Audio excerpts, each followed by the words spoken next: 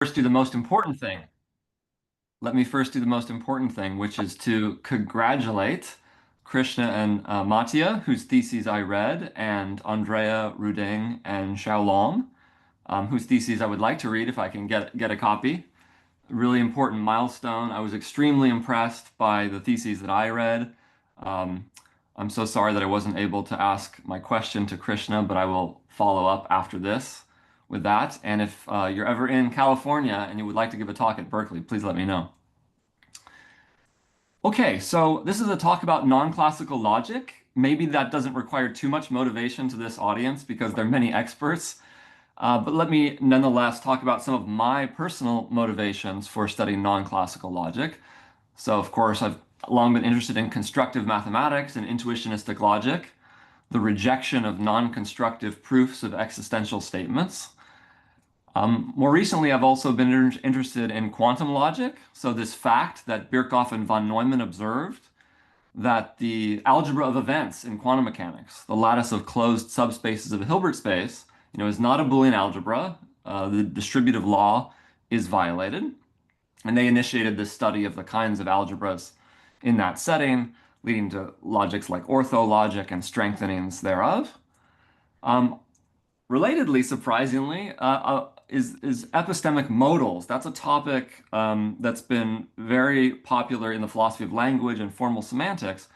These are modals like might and must. So this is not about epistemic logic, about knowledge and so on, but specifically words like might and must, at least in English. And there, in a paper with Matt Mandelkern, who's a philosopher of language, we argued that certain principles, even intuitionistic principles like pseudo-complementation, if phi and psi together are inconsistent, then phi entails not psi, maybe should actually be rejected for a language that has epistemic modals in it, as well as the distributive law. So that's the distributive, non-distributive connection with quantum mechanics. And finally, vague language, of course, has been thought to threaten excluded middle. There's a number of people who have investigated intuitionistic approaches to vagueness. And in a recent paper called Vagueness and the Connectives, I also explored maybe how denial of the distributive law could actually deal with the Sorites paradox for vagueness. Okay, so that's just big picture background. I'm going to say no more about motivations and really just focus on technical details for the rest. I want to start with proof theory. I'm not a proof theorist, but I want to start by defining what the system is that, for lack of a better term, I've been calling fundamental logic. It's a kind of weak non-classical logic. So it's defined by a Fitch-style natural deduction system. So, in Fitch-style, you have these sequences of items which are either formulas or other proofs, which you'll see on the next slide. So here are the simple, familiar introduction and elimination rules for conjunction. No surprises there. The interesting part about this Fitch-style natural deduction is the presence of these subproofs. So here we're doing proof by cases or disjunction elimination. From phi or psi, we're proving chi by first supposing phi. So this horizontal line represents a supposition we're making. We suppose phi, we somehow derive chi. We suppose psi, we somehow derive chi. Then we've derived chi by this rule of OR elimination. So this presence of these subproofs is really the characteristic feature of Fitch-style natural deduction. Of course, here we have the familiar introduction rule. And when it comes to negation, we also have the standard negation introduction rule. Well, maybe put in a slightly non-standard way, because I don't have bottom in my language, just to keep things simple. But what this says is that if I assume phi, and then I derive something that contradicts something previously established, then I can conclude not phi. Okay, and this is not exactly Fitch's rule. He would put that he has bottom here, but you could take out Fitch's rule from his proof system and put this one in, and they have exactly the same deductive power. And here's the elimination rule, or the ex falso rule: from a contradiction, anything follows. So this is all very simple. It's like intro logic. Nothing surprising happens with the quantifiers, just the usual introduction and elimination rules for the quantifiers that mirror the rules for conjunction and disjunction. Okay, So what I call fundamental first order logic is nothing more or less than the package of those introduction and elimination rules. But today I'll mostly focus on the propositional fragment. So that's defined in the same way, but only with not, and or. Okay. And if you want a rigorous inductive definition of the proofs rather than a bunch of pictures, you can see this paper of fundamental non-classical logic where most of this is coming from before we get to necessity.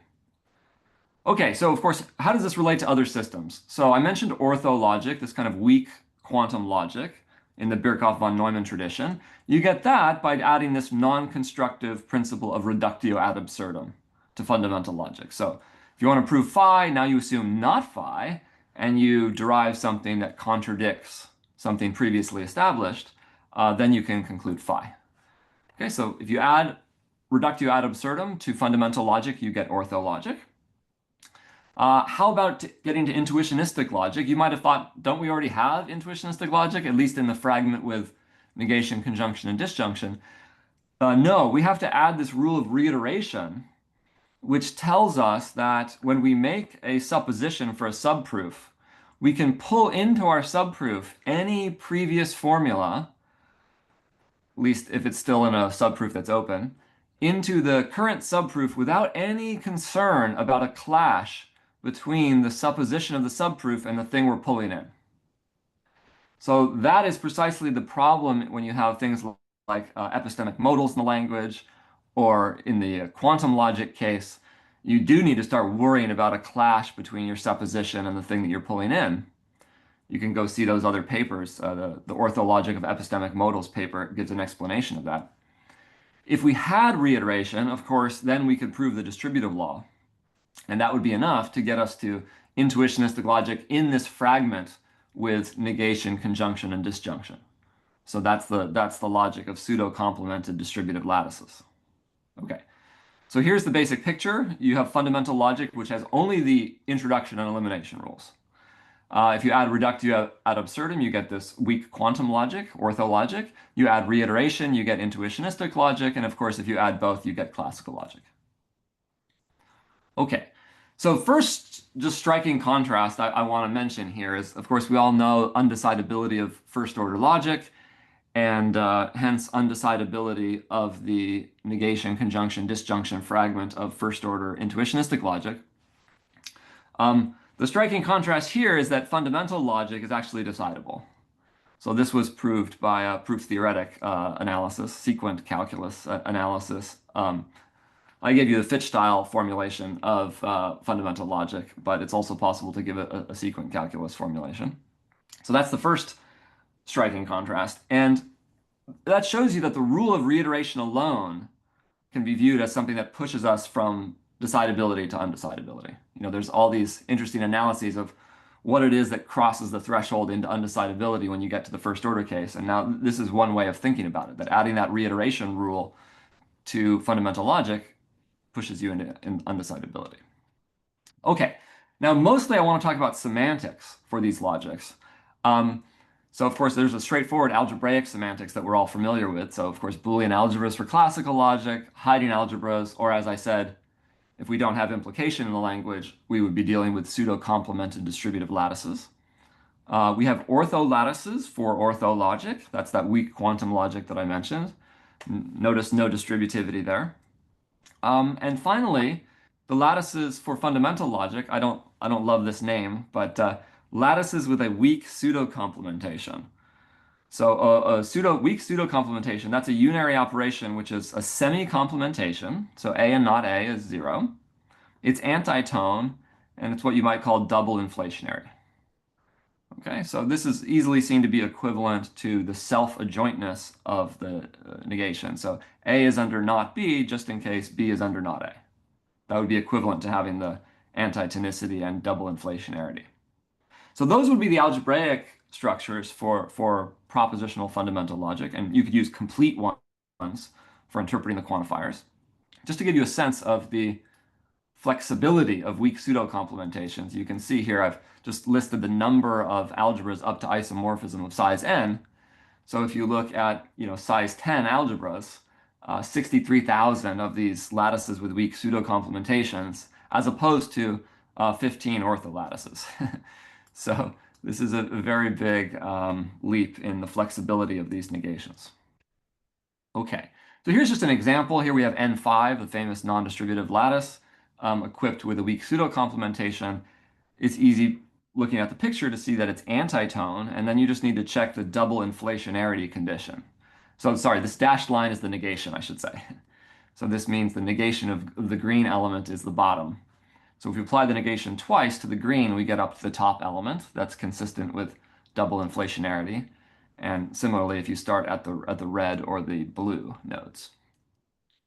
Okay, so I mostly want to talk about relational semantics, which of course is something that Alessandra's group knows a lot about. But before I get to relational semantics, let me talk about just some facts about how these different logics are related to each other. So let's recall the Gödel-Gensen translation from classical logic into intuitionistic logic. I think that's familiar to everyone here. And the famous fact, the Gödel-Gensen result, that psi is provable from phi classically, just in case the Gödel-Gensen translation of psi is provable from that of phi intuitionistically. And the first thing I want to point out is that we have an analogous result if we weaken classical logic to ortho logic, that weak quantum logic, and we weaken intuitionistic logic to fundamental logic. So in both cases, we kind of go to some kind of constructive analog. Take classical logic, sorry, not constructive analog, sort of quantum analog. We take classical logic, go down to ortho we're going to drop reiteration, start with intuitionistic logic, go down to fundamental also by dropping reiteration. Okay.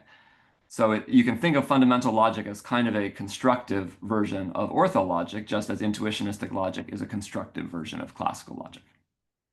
Okay, so I'm going to start filling in this picture of analogies between very familiar translation results and then analogs for fundamental logic. As a very brief aside, what about reducing classical logic to fundamental logic? In the propositional case, I should have said this, that it's also known that fundamental logic is decidable in polynomial time. So we're not going to have a polynomial reduction of classical propositional logic to fundamental logic, of course, but we can have a kind of reduction at the expense of an exponential blow up in formula size. So if we have a set P of propositional variables, I want to look at the set of state descriptions over P. That's just a conjunction that tells you for each variable whether it's true or false. And then you can get a kind of reduction that says psi is provable from phi classically, just in case psi is provable fundamentally from, the way I like to think of this as, the assumption that phi holds together with the complete way the world is, at least in the relevant respects, the relevant variables. So this is just a big disjunction over all state descriptions using the variables in delta and in phi that says either the world is completely like this and phi is true, or the world is completely like this and phi is true, or the world is completely like that and phi is true. So what you can think of it as classical logic is like fundamental logic plus some kind of metaphysical assumption that there's a complete way the world is. Okay, so that's just an interesting aside. Now back to my nice polynomial translations. So let's think about the Gödel-McKenzie-Tarski translation of intuitionistic logic into classical modal S4. Okay, so what did they show? They showed that psi is provable from phi intuitionistically, just in case the GMT translation of psi is provable from that of phi in classical S4. And what I'm going to say is there should be an analog of that. And sure enough, this is a joint work with Guillaume Massus. We have the exact analog of that, where we weaken intuitionistic logic to fundamental logic. And instead of looking at classical S4 modal logic, we look at ortho S4, which is just S4 modal logic on an orthological base. Okay, so we're seeing that same thing again, that fundamental is to ortho as intuitionistic is to classical. So this is the paper we have so far. This is the picture we have so far of the relations between these logics. And we're going to add a few more arrows to the diagram. So this is maybe less known, but still quite well known, that you can translate this weak quantum logic called ortho logic into classical KTB modal logic. So the logic of a reflexive and symmetric relation. Here is the interesting translation. Notice the box diamond clause for disjunction. We're going to come back to that. And what Goldblatt showed was that psi is provable from phi in orthologic, just in case the Goldblatt translation of psi is provable from that of phi in KTB. And by now you can sort of expect what the pattern should be. So ortho should turn into fundamental. So psi is provable from phi in fundamental logic, just in case the Goldblatt translation of psi is provable from that of phi in intuitionistic KTB. And by that we mean Fisher-Survey intuitionistic, the Fisher-Survey version of KTB. Okay. So the picture continues here. Now we've added over here, orthologic gets a full and faithful embedding into classical KTB, and fundamental logic gets a full and faithful embedding into intuitionistic KTB. This is evidence, by the way, I think, of the naturality in some sense, or the naturalness of fundamental logic, the fact that it admits all of these analogs with these classic results. Okay, what about necessity? Because that was in my title. So I'm interested in this talk, not just in normal modal operators. Let me first talk about that, actually. So here are introduction and elimination rules for box. The key idea which Fitch had was that there's a special type of subproof, which is called a box subproof. That's indicated with this box, right? And if you prove something in a box subproof, then you've shown it's necessary. And the elimination rule says that if you are working inside of a box subproof, then any previous box formula, you can pull phi in there, because we knew that phi was necessarily true. So it should hold even in the box subproof. So that's just for normal modal operators. Of course, you can easily add t and 4 to that to get S4. But what I'm actually interested in is some even stronger notion of necessity. Okay, and here's a quote from John Stuart Mill that I like, which gets at this idea, I think. Mill says, "If there be any meaning which confessedly belongs to the term necessity, it is unconditionalness. That which is necessary, that which must be, means that which will be, whatever supposition we may make in regard to all other things." Okay, so how does this relate to my story? It relates because this strength of necessity suggests that you don't need to worry about the problem with reiteration, about a possible conflict between the supposition of the proof and the thing that you're pulling into the proof. That's the worry about reiteration in the case of epistemic modals, where you talk about what might be the case, or when you talk about quantum logic. My idea for this strength of necessity is that if phi is necessary, and if also psi is necessary, the assumption of the subproof, you don't need to worry about a clash or conflict between two necessary truths. Right? If you have some sort of contingent truth, maybe you could worry that supposing one thing and taking some other thing and putting them together, you get a conflict, but not in the case of necessary truths. So let's just allow a little bit of reiteration. So I'll call it box reiteration. Just says basically the reiteration rule is fine when the formula you're pulling in is boxed and the supposition of your subproof is also boxed.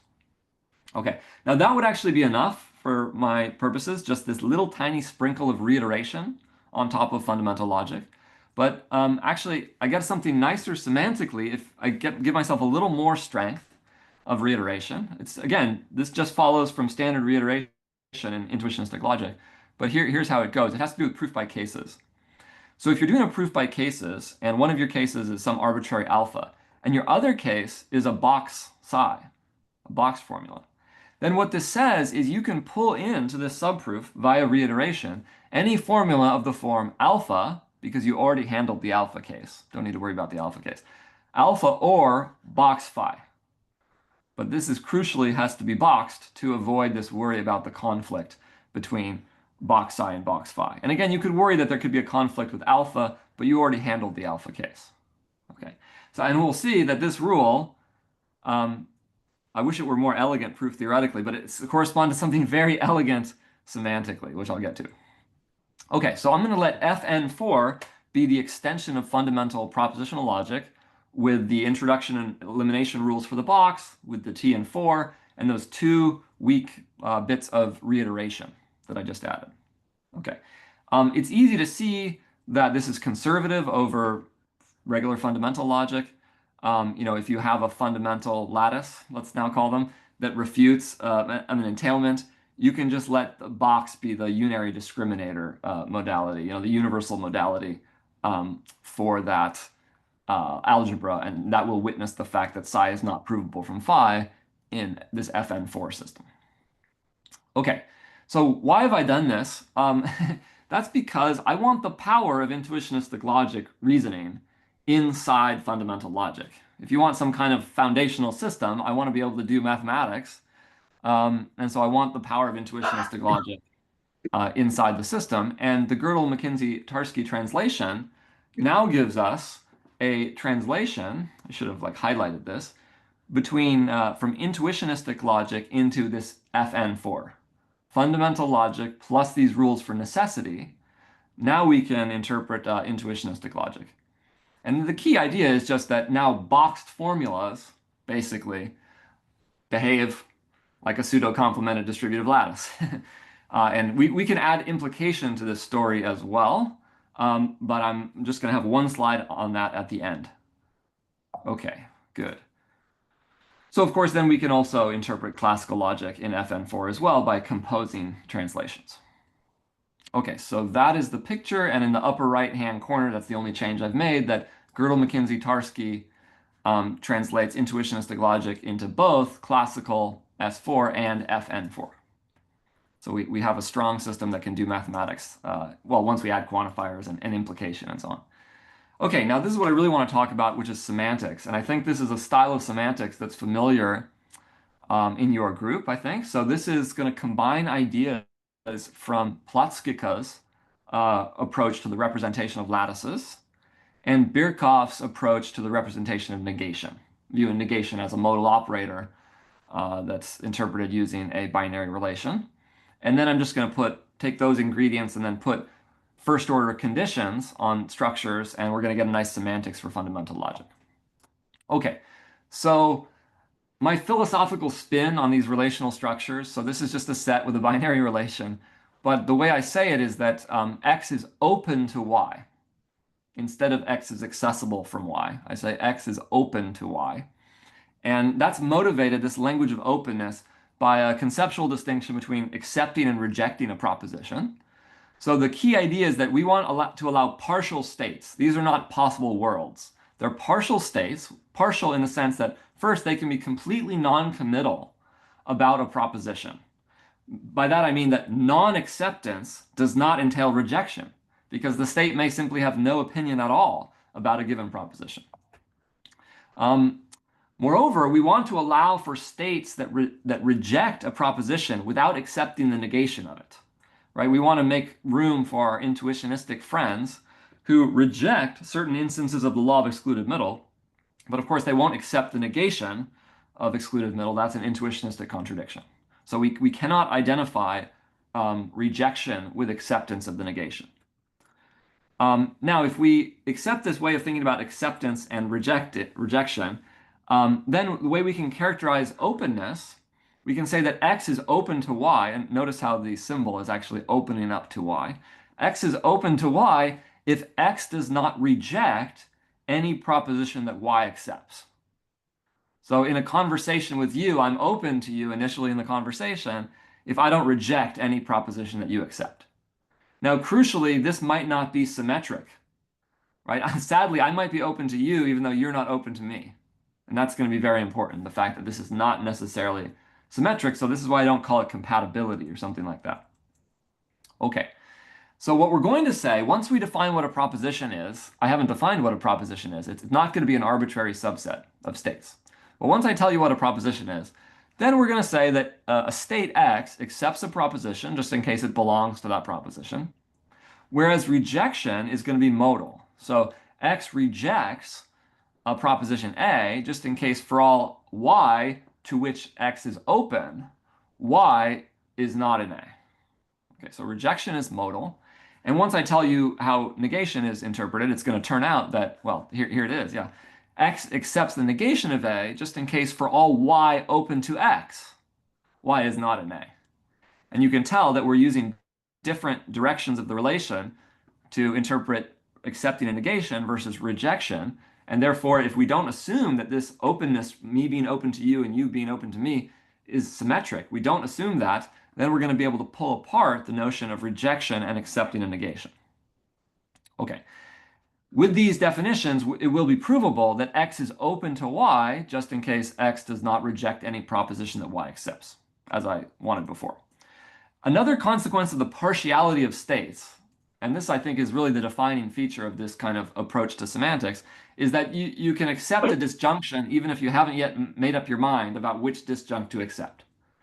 So what's going to be the clause for disjunction is actually that X accepts a disjunction just in case no state open to X rejects both disjuncts. So this is where you're going to get two quantifiers. Remember the box diamond in the Goldblatt translation of disjunction. No state open to X rejects both disjuncts. I'll write that again shortly.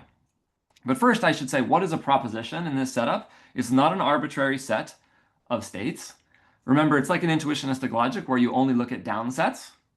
So other people like to look at in terms of upsets. I like to think in terms of downsets. That's actually also influenced the way I write my notation. But so what are the special subsets that count as propositions? And conceptually, the key idea is that if a state does not accept a proposition, then there should be some Y that's open to X that rejects it. Okay, so remember, Y being open to X means Y doesn't reject anything that X accepts. But in this case, X does not accept A. So there should be able to exist some Y open to X that does reject A. So here it is. If X is not an A, then there is some Y open to X. And then this is what rejection means. It means for any Z to which Y is open, Z is not an A. So this takes some getting used to. You got a lot of quantifier alternations when you deal with this semantics, and the relation can flip back and forth, but I promise that you can get used to this. So I'm going to call a set a proposition if it satisfies this condition for all states X. Okay. Another way to think about this is just that I have this closure operator, C, on the power set of my set of states, where the closure of a set A is just the set of all states such that for any Y open to X, there is a Z to which Y is open such that Z is an A. And in terms of a picture, I'm going to think of like taking a step from X to Y in the graph. So anywhere that X can take a step, you can take a step backwards from there into A. And I'll show you a picture of this shortly. And then the propositions are just the fixed points of this closure operator. Okay, that's the idea. All right. So of course, this is this is an application of a very old, well-known fact in lattice theory, which is if I have the closure operator on a power set, I can take the fixed points of that closure operator, and that will give me a complete lattice. Okay, so that's what's happening here. These propositions are the fixed points of the closure operator. I interpret meet as intersection, but the key point is I do not interpret join as union. That I associate with possible world semantics. In this kind of partial semantics, I interpret join as closure of union. That means that X makes a disjunction true, just in case for any place that Y can step in the graph, you can take a step back in the graph to a state that makes one of the disjuncts true. Okay. Now, what about negation? Because that's really the key part of the story here. This is the Birkhoff, back to his first lattice theory book, Birkhoff interpretation of negation, that we're all familiar with, also from intuitionistic Kripke semantics, that X makes not A true, just in case for any Y that you can step to, Y is not an A.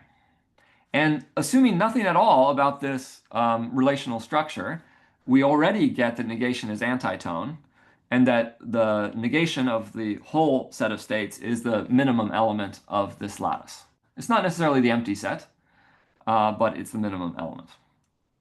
Okay, so just to go through a concrete example to get the flavor of this semantics, if we look at this 3 cycle up in the upper left, I want to convince you that the propositions are the singleton sets, the whole set, and the empty set. Oh, I should say, I'm assuming there are reflexive loops, so every state is open to itself here, but I'm not going to draw them in the diagram. So then it's easy to see that the empty set and the whole set are propositions. The work I have to do is to convince you that the singleton sets are propositions and the doubleton sets are not. Okay, so let me do that. And the way I like to think about this is to check, this is not the computationally efficient way to check. If you put this on the computer, which I have, there's much more efficient ways to compute um, the propositions. But what you do is if you want to see that something's a proposition, you look at every state outside of that set and you ask yourself, can it see a state that cannot be seen from the initial set? Let me show you how that works. So I claim that singleton y, this green singleton, it is a proposition. How do I check that? I look at z and x, which are not in that set. Okay. And I notice that both z and x can see something, namely x itself, that cannot be seen from y. Notice there's no arrow going from y to x. So for any state outside of singleton y, that state can take a step to some place that cannot take a step backwards into y. Okay, that's what it takes for singleton y to be a subset, a proposition, sorry.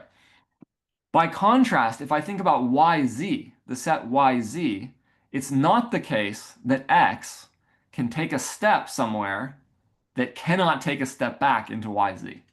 X can take a step to itself, but x itself can take a step backwards into the set yz. X can take a step to y, but y can take a step back to itself, which is in yz. So that is why the doubleton set yz is not a proposition. Okay. The way I like to think of it is if something is outside of the set, it can like get far away from the set. It can take a step to some place that is not reachable from the set. Okay. So of course, that argument also shows you that the other doubleton sets are propositions as well.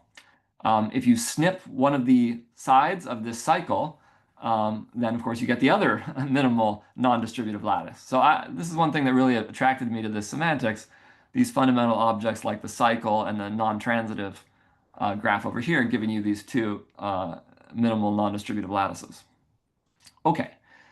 Negation is very easy to calculate in such a frame. So for instance, if we want to know like not red, that's just all the states that can't take a step into red. So y, of course, is the one state that can't take a step into red, and so on. So that's just the familiar like Kripke semantics for negation, or Birkhoff semantics going way back, treatment of negation. Okay, now this is a very general semantics that subsumes all of the following. Okay, this is trivial. This subsumes classical possible world semantics. Of course, you just take the relation to be the identity relation.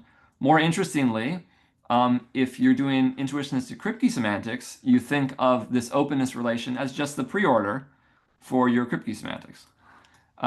So there I'm thinking about downsets. So the downsets of this preorder will be what I'm calling the propositions. Next is possibility semantics for classical logic. So possibility semantics takes a partial order, and then you look at the regular open downsets in the partial order.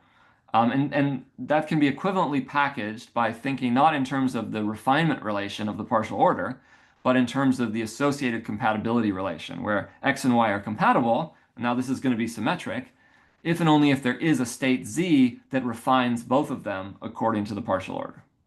Okay, then you'll get exactly the propositions in my sense will be exactly the regular open downsets of the poset. And finally, the Birkhoff-Goldblatt semantics for orthologic, that's just, of course, it's easy to see that that's the special case where the relation is assumed to be reflexive and symmetric. So all of these things are special cases. Now I need to get at how do you get fundamental logic? So I just showed you that I just repeated the fact that if it's reflexive and symmetric, if this relation is reflexive and symmetric, you'll get orthologic. Of course, we don't want something as strong as orthologic, so we're going to have weaker conditions than reflexivity and symmetry. So to state what the first order conditions are in the frame, I just need one definition first. So I'm going to say that x pre-refines y if any z open to x is also open to y. And that's equivalent to the ostensibly second order condition that every proposition that y accepts, x also accepts. Okay, so that's sort of the order with respect to which propositions are persistent. Okay, I call it pre-refinement because you could also consider putting the z on the right-hand side and the x and y on the left. That would give you a different notion. But this is the key point that once a proposition is accepted at y, it's also accepted at all pre-refinements of y. And now I just need two constraints, first order constraints on the openness relation to get fundamental logic. So first, I weaken reflexivity to what's called pseudo-reflexivity. Actually, I could just have reflexivity, but if I want a first order correspondent, I'm going to have pseudo-reflexivity, which says if a state is not absurd, what does it mean to be absurd? Absurd means there's nothing that's open to you. Okay, but if you're not absurd, then there should be some state that actually pre-refines you. So of course, reflexivity, you pre-refine yourself. So this is just a weakening of reflexivity, and it corresponds to, in the normal sense of modal correspondence theory, to the semi-complementation principle that A and not A is zero. So we definitely want that. That's like the negation elimination rule of fundamental logic. And then we want not symmetry, but something almost symmetry, pseudo-symmetry, which says that if X can take a step to Y, well, it's not that Y can take a step back to X, but Y can take a step back to a pre-refinement of X. So that follows from symmetry, but it's a bit weaker. And this is what corresponds to the double inflationarity principle that's really at the heart of the negation introduction rule. So this is basically negation elimination, pseudo-reflexivity, negation introduction, pseudo-symmetry. Okay, and then the key representation theorem, and this is really all about negation, because otherwise this is just standard taking fixed points of the closure operator. But the negation part is the key. So if you have a bounded lattice equipped with a negation that's anti-tone and sends 1 to 0, then it embeds into the lattice of fixed points, propositions, of a relational frame with negation computed in the Birkhoff way. If you start with a complete lattice, then it's just isomorphic to the lattice of propositions of your relational frame. So negation, the fact that negation is all working out nicely, that's the key point here. Moreover, if negation of your original lattice satisfies the semi-complementation law, then actually you can take this relation to be reflexive. Not just pseudo-reflexive, but full-on reflexive. And if it's double inflationary, then you can take it to be pseudo-symmetric. So this is kind of like the canonical frame argument, which easily gives you completeness. Yeah, so that immediately gives you completeness of fundamental propositional logic with respect to reflexive pseudo-symmetric frames. Okay, so you can extend this to first order fundamental logic. The key there is that you interpret the quantifiers using the meets and joins in that complete lattice of propositions. So I don't need to tell you how the representation theorem turns into a completeness theorem. I think for this audience, everybody's very familiar with that. But there's the one slide with the when you actually have a formal language and you add evaluation. Okay. Last few minutes, I just want to tell you about adding modalities. So previously I looked at adding just normal modal operators to fundamental logic, and some interesting things happen with negation. That's really the key. Interaction between box, diamond, negation, and so on. I should say that this idea of adding to this Plotzke type semantics for and or modalities, that's in this very nice paper by Conradi et al., Modeling Information Entropy. And what I want to do is add negation and also look at the special frames for fundamental logic. Oh, and actually, I want to do one more thing. This is really important, which is something even stronger than just an ordinary S4 box. Remember I told you about I want those extra bits of reiteration for a mill-style necessity. So let me tell you about that quickly. So you just add an accessibility relation to your frame, and you need a first-order condition. This shouldn't be surprising that you need a first-order condition about how the accessibility relation and the openness play nicely together in order to guarantee that for any proposition, the box of it, let me just skip that. Can't go into the details of that first order condition, but for any proposition A, box A is also a proposition. Okay, so that's familiar from intuitionistic modal logic, that you have to have some interplay condition between your pre-order for the getting the downsets and your accessibility relation. That's all that's happening there. So if you impose that condition, then box indeed sends propositions to propositions, and it's completely multiplicative. If the relation is reflexive, you get the T axiom. If it's transitive, you get the 4 axiom, as usual. And all I need to do to finish my story is say, there are some nice first-order conditions that give you just the amount of reiteration that I wanted for necessary truths. Okay, that's going to be the end of my story. So the first idea is that if x can step to y and z can step to y, then it's possible to combine the modal information from both x and z in a consistent way. So this is the modal relation, the dash relation, right? So this just means any box proposition that's true at x, like if box A is true at x, A is true at y. Sorry, A is true at w. So all you're doing is you're taking all the necessary truths from x and z and you're combining them, and that's perfectly consistent, and you can still then take a step to y from there. So that's why I call it merging. And this is John Stuart Mill's idea that if you have necessary truths, they should persist no matter what else you suppose. So you should be able to combine them together to get this state W. And finally, the second condition is what I call enrichment, that says if in the openness relation, y is open to x, then again, you should be able to merge the modal information from both x and y and just get something that's not absurd.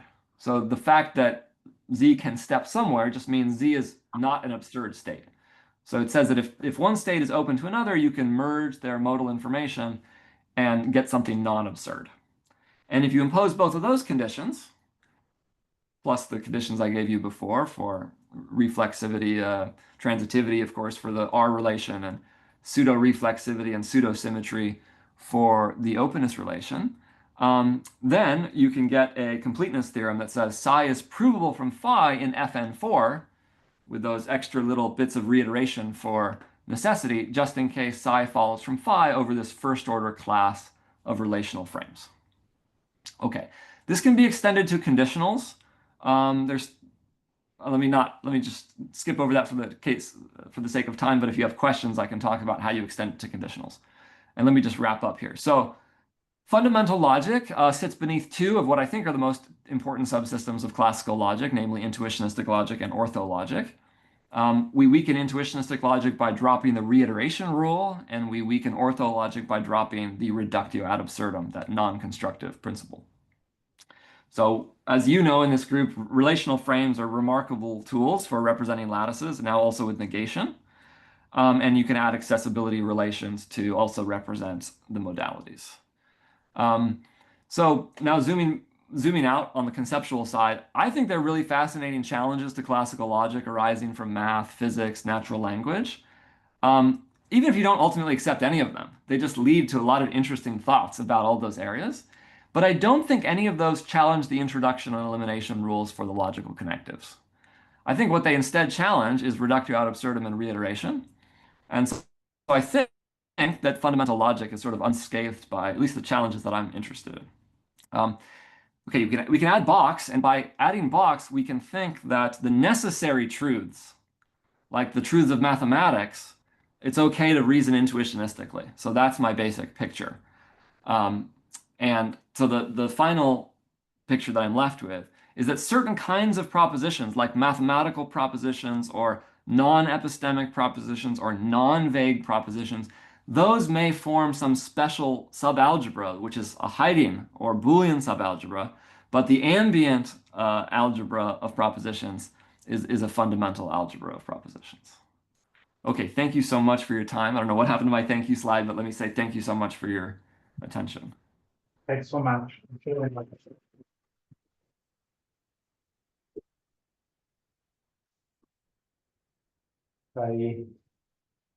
So, question, Alessandra? Shall I come closer or okay? I can hear you okay. Thanks. Okay, wonderful.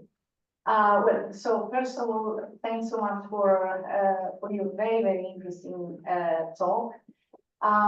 So if I understand, because I mean, indeed, I mean, we are here in the same line of business, and the way I let's say understand, I mean, what's at the core of it is essentially this Gillen-McKinsey-Tarski mechanism, where essentially you have one and the same relation, which is used on one hand to create an algebra, and on the other hand, in a sense, to create a modality.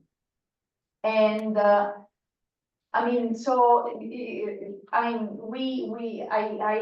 am particularly curious about your results because for the longest time we tried to work on a kind of McKinsey-Darcy mechanism at the level of general lattices, right? So where essentially non-distributed, distributivity is not there, and there are essentially reasons why.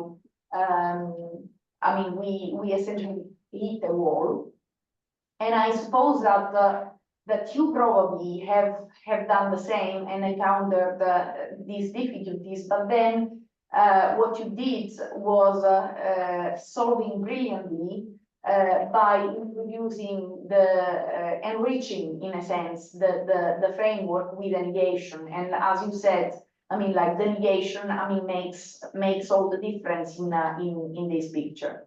Now, I mean, can you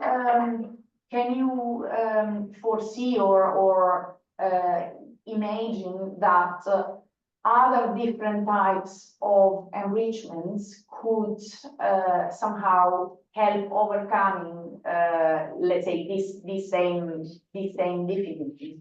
Or in a sense, I mean, what's so special about negation, and how, let's say, do you think that the properties that you have distilled about negation, let's say, can be further generalized?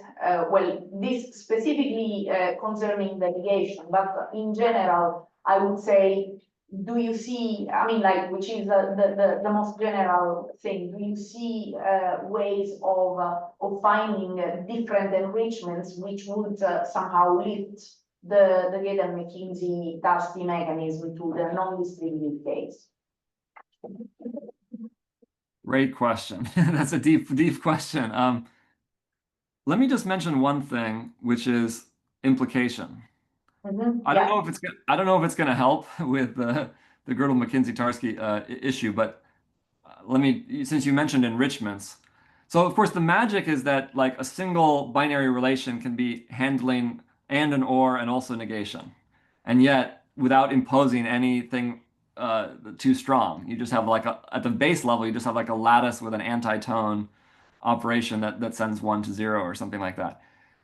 So you can also interpret an implication on these relational structures, and you get what I call a preconditional. That's just a made-up term, but I have a paper called Preconditionals.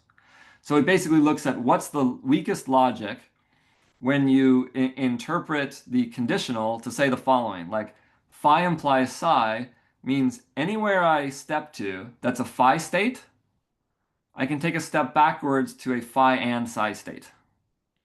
Okay. This turns out to just be equivalent to the hiding implication when your relation is a preorder.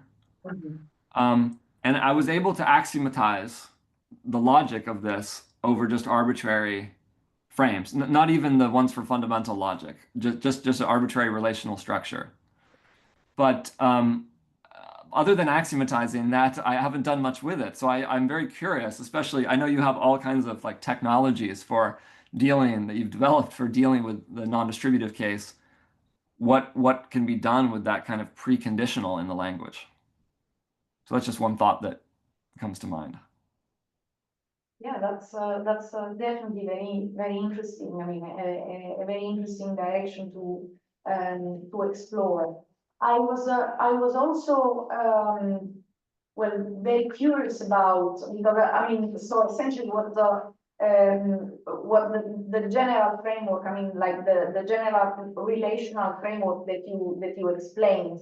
I mean, I like your words, and I mean, like being open to, and I mean, we have another set of metaphors, but I mean, essentially, it's the prostizza. I mean, like, let's say the discrete fragment of the prostizza duality. We call them graph-based frames for, well, lack of a better name, I would say, but essentially we are talking about those same structures, and I mean, essentially what I mean, it's very interesting. I mean, like, because I mean, I had essentially same pictures. I mean, in previous talks that you showed, but I mean, yours are much more elegant, and I think that your nomenclature is very nice and much nicer than ours. But mathematically, it's really the same. I mean, like we are really talking about the same clauses and everything else. So I mean, like in one of my talks, I have a hierarchy of properties, right? I mean, like you start essentially with classical logic, which is embodied by the identity relation, right? I mean, like, so you have the identity relation there, and of course, I mean, like, you don't mention it, but it's actually there, which is in particular an equivalence relation. So you have the three properties, reflexivity, symmetry, and transitivity. Then you essentially throw away I mean symmetry, and you get to a pre-order, and then you get essentially to intuitionistic semantics, and then you even get more general and throw away transitivity, and then you get up to the graph based essentially.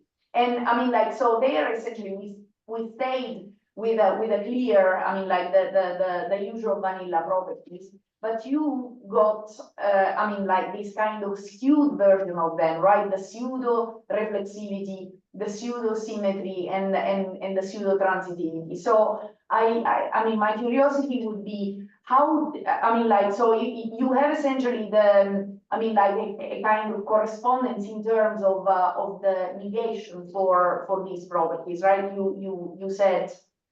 So I was wondering, for instance, whether, I mean, these same properties could give interesting properties of the implication of your proto implication or pseudo implications. Yes, that's exactly right. So in the first paper, A Fundamental Non-Classical Logic, I think that's where I give some correspondence facts for the implication. And I actually distinguish between two different semantics for implication. One I call pre-implication, and the other I call preconditional. But anyway, there is a little bit of first-order correspondence theory. And one thing I was wondering is, since you are the experts on correspondence theory, can you do it all in a general way? You know, I just have these one-at-a-time observations. This is corresponding to that, and so on. But can you use all of your machinery for a beautiful general correspondence theory for negation, for pre-implication, preconditional? I was just thinking of getting together with Willem and the others and looking at it. So definitely, I mean, I cannot tell you anything I mean specific now, because I would like to see, but definitely, I mean, there is something interesting there that is very well worth investigating. So I mean, like, let's get all together and figure this out. Yeah. Very Great. interesting. Thank you very much. Thanks so much. So really interesting exchange. Other remarks? Observation? Yes. I mean, I was wondering, I mean, Wesley, I mean, you have these basic, I mean, properties about negation, right? So you want to be antitone, and then inflationary, and then the A and not A is equal to 0. So, okay, I can see that these are fairly standard, I mean, properties. So my first question would be, I mean, do you have specific reasons to want, I mean, them all in your logic? And there are any, I don't know, philosophical, intuitive, I mean, motivations, or it's just for technical reasons? And my second question would be, what about this reiteration rule that you have in your Fitch-style natural deduction? What that rule would correspond to in the sequent calculus is a kind of cautious weakening you can use. Yeah, that's it. Thank you. Thank you very much. Great questions. So on the first question, it's not at all for technical reasons that I wanted these properties, because of course, you can drop the properties or add different ones and get a whole zoo of completeness theorems. And so in the original paper, that fundamental non-classical logic paper, there are completeness theorems for weaker versions where you drop the explosion principle and so on. But conceptually, so it is more of a philosophical point. So that I want the power of the introduction and elimination rules, and I haven't yet seen how those get me into trouble or a paradox or anything like that. So my approach was sort of like the strongest logic that doesn't get me into any of these problems when I think about epistemic modals or the quantum case or vagueness. And my current tentative thought is that the introduction and elimination rules, as I stated them, actually are not at fault for any of these puzzles. So let's have that as the base system. That's the sort of fundamental system, and then we can think about strengthening beyond that. But technically speaking, it does work to go much weaker than the system that I'm calling fundamental logic.